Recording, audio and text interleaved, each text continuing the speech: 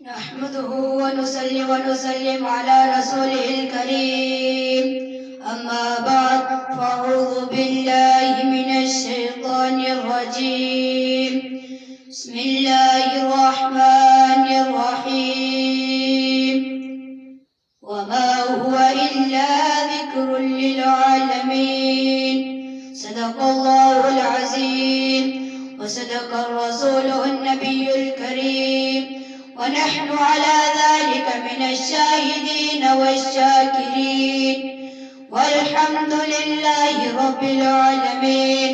سب تعریفیں خداوند کریم کے لیے ہیں کہ جس کی ذات وحدہ لا شریک ہے، جس کی ساری کائنات کو بنایا ہے، جو دنیا بنانے پر بھی قادر ہے اور دنیا برباد کرنے پر بھی قادر ہے، جس کے عدل سے انبیاء بھی ڈرتے ہیں اور جس کے رحم سے گناہگاروں کے چہرے بھی کھل اٹھتے ہیں، جس ذات کی تعریف ایک خاکی انسان سے نہیں ہو سکتی.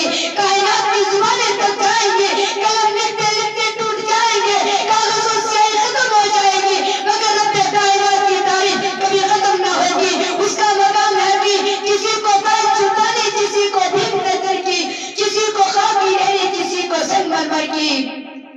وہ شاہوں کو گدا کرتے، گدا کو بادشاہ کرتے، اشارہ اس کا کافی ہے گٹانے اور بڑھانے میں.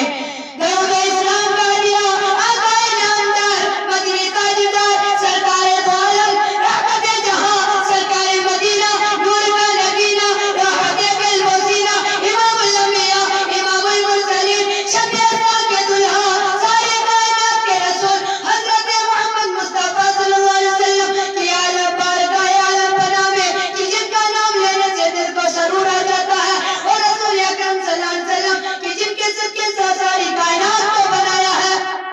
وہ جو نہ ہوتا تو کچھ نہ ہوتا، وہ جو نہ ہو تو کچھ نہ ہو، وہ جان ہے جہان کی جان، جان ہے تو جہان ہے. غم نہ رکھ رضا، ذرا تو ہے اپنے مصطفیٰ، تیرے لیے ایمان ہے، میرے لیے ایمان ہے. یہ محفل ختم قرآن پاک کی محفل ہے. میں ان بچوں کو مبارکباد دیتا ہوں کہ جنہوں نے خلوص اور نیت کے ساتھ قرآن پاک حفظ کیا اور آج خداوند کریم اور رسول اکرم صلی اللہ علیہ وسلم کی دربار میں ان کی نجات کا وسیلہ بن گیا ہے. قرآن مجید ایک ایسی کتاب ہے کہ جو ساری کائنات کی ہدایت کے لیے نازل ہوئی ہے. جیسے خود قرآن مجید کا ارشاد ہے وَمَا هُوَ إِلَّا ذِكْرٌ لِلْعَالَمِينَ. قرآن تو جہان والوں کے لیے ہدایت ہے، جیسے اللہ تعالیٰ رب العالمین ہے، حضور صلی اللہ علیہ وسلم رحمت للعالمین ہے، اسی طرح قرآن پاک تو جہان والوں کے لیے ہدایت ہے. حضور صلی اللہ علیہ وسلم نے ارشاد فرمایا خیرکم من تعلم القرآن وعلمہ. تم میں سے بہترین شخص وہ ہے جو قرآن سیکھے اور دوسروں کو سکھائے.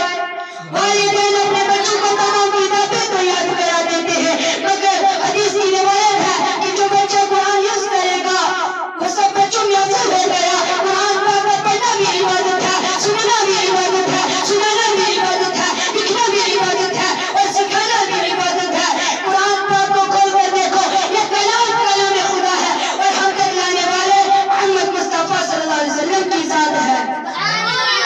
وہ جس نے اتاری وہ بے مثال ہے، وہ جس پہ آئی وہ رسول بے مثال ہے، وہ جس سینے میں محفوظ وہ سینہ بے مثال ہے، وہ جس زبان سے نکلی وہ زبان بے مثال ہے، وہ جس کان میں سنی وہ کان بے مثال ہے، وہ جس جگہ میں رکھی وہ جگہ بے مثال ہے، جس بچے نے حفظ کی وہ بچہ تمام بچوں میں بے مثال ہے، جس والدین نے اپنے بچوں کو حفظ کرائی وہ والدین تمام والدینوں میں بے مثال ہے.